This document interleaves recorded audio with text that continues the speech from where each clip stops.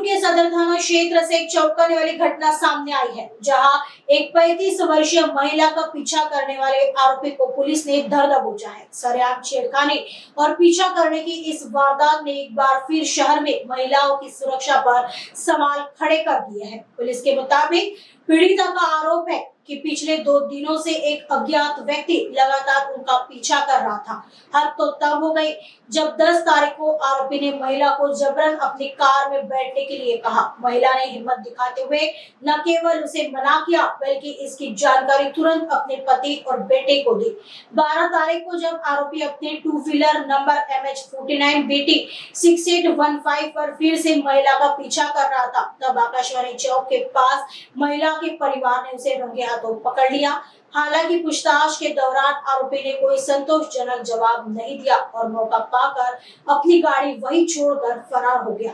Police ने आरोपी की गाड़ी जब्त कर ली है और गाड़ी के नंबर के आधार पर उसकी पहचान कर ली गई है। सदर पुलिस स्टेशन की DB टीम मामले की आगे की जाँच कर रही है और आरोपी की तलाश जारी है। आगे की जाँच सदर पुलिस कर रही है। पोलीस ठाणे सदर हद्दीमध्ये काल 12 तारखेला एक गुन्हा दाखल झाला।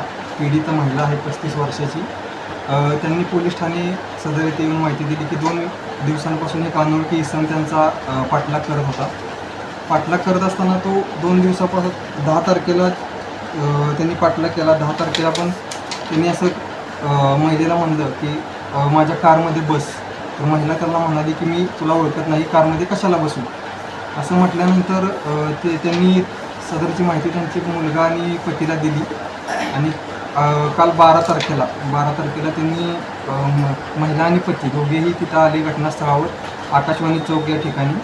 कालही त्या इसमाने एक 2 व्हीलर आहे, 2 व्हीलर क्रमांक MH49 BT 6815 या वाहनावरून तो इसम महिलेचा पाठलाग करत असताना दिसून आला। आकाशवाणी चौकाजवळ आल्यानंतर महिलेने त्याच्या पतीला आणि मुलाला बोलावून घेतले आणि पती आणि मुलगा दोघंजण त्या ठिकाणी आले आणि त्यांनी त्याला रंगेहात पकडलं। त्या महिलेचा पाठलाग करताना त्यांनी त्याला विचारलं की तू का 2 दिवसापासून महिलेचा पाठलाग करत आहे असं विचारल्यावरून त्याने उत्तर देण्याचं टाळलं आणि तो घटनास्थळावरून पळून गेला।